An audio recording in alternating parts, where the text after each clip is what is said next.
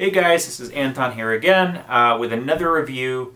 So recently I've been kind of taking a step back and looking at a lot of the lenses that I have with the wedding season upcoming, and have been making some upgrades. And one of the dilemmas that I've had over the past couple of weeks is which 24 to 70 lens to get. Now, I did some research on various blogs and places like DxOMark to see which lenses perform the best on my camera. And for this range, 24 to 70, I did come up with the Tamron 24 to 70 lens as the top contender. Now, there are two of them. There is the G1 lens, which I think came out in 2012 or 2013, somewhere around there. This was state-of-the-art lens at the time, offering vibration compensation, and it was very highly rated for a long time. Now, there's also the G2 version of that lens, which is a little bit newer. I think this came out a couple years ago. Now, I was curious because the price difference is pretty remarkable. You can get the G1 used in a pretty good condition. Like, I bought this one for around $500. It's a pretty good deal. Most of them are around $600. And the new one is obviously full price, is I think $1,100. You can get it for about $1,000 now. So pretty big price difference. So naturally I wanted to see what's the difference in performance, build. So I took them both out for a spin. And honestly, I was reading a lot of these reviews and watching a lot of videos where people are saying that the G2 is significantly better than the G1. And first impressions, I did not really see that. I did not see that this was outperforming the G1 by miles and miles. Now, that said, I will definitely keep this one. I will keep the G2 because I do think that there are advantages to having this one. First of all, the construction of the G2, I think the build quality is significantly higher. It feels quite a bit heavier and it feels more sturdy. There's more metal to it. There's nothing wobbling on it when you zoom in and zoom out. Everything is very sturdy. All of the rings are very smooth. So definitely very sturdy lens. Now, G1 is also pretty heavy, but there is a little bit of there's something shaking inside of it. And when you move the zoom ring, it's a little bit wobbly. So in general, the feel of this is also a bit more plasticky. And I got this in, a lightly used condition off of eBay. So overall, still a very good lens, but kind of superficially a little bit less solid than the G2. Now, in terms of performance, I did take these out for a spin. I would say the most notable difference between the two is the G2 vibration compensation is quite a bit better than this one.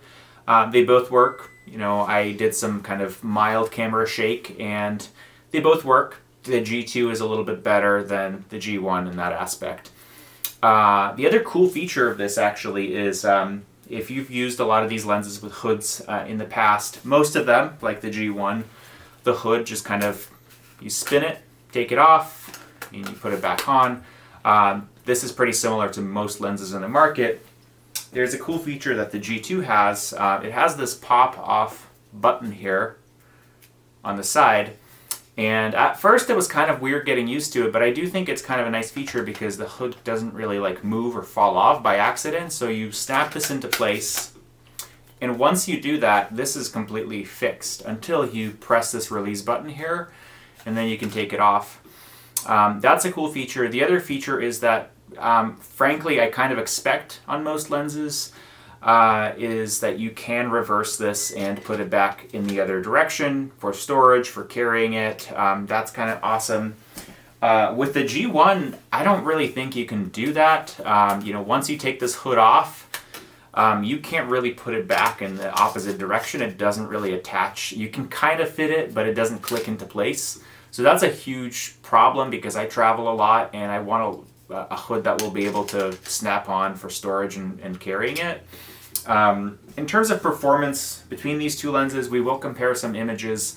Honestly, in terms of sharpness, How they perform in different light, I did not see much of a difference. I mean, they're pretty much on par with each other. So if we compare the two images, these are both shot at 24 millimeters f8, which is generally a pretty good aperture to get a good amount of detail across the entire shot.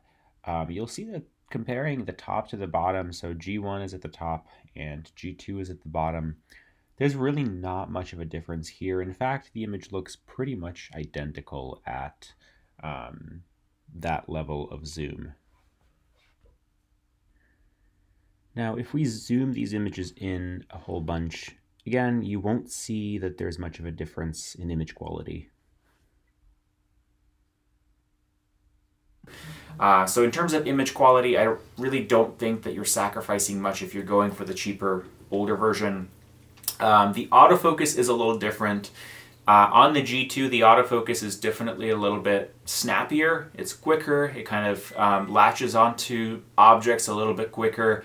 The G1 is a little bit more laggy in that aspect, and it's a little bit more noisy when it's autofocusing. It still works. It's still very good, very sharp. But this one is definitely a little bit more polished in that aspect. So yeah, those are the Tamron 24 to 70 millimeter G1 and G2 lenses compared. Let me know what your thoughts are. You know, if you've had experience with these lenses, let me know in the comments section below what you've experienced. But so far, you know, again, I haven't gone out and shot weddings or events or landscape photography quite yet. But from the first impressions, from the first testing that I've done, the differences are pretty minor. So I would feel pretty comfortable if I had to really be on a budget. I could definitely go with the G1 and be pretty content with it. So that's that. Thanks for watching and have a great day.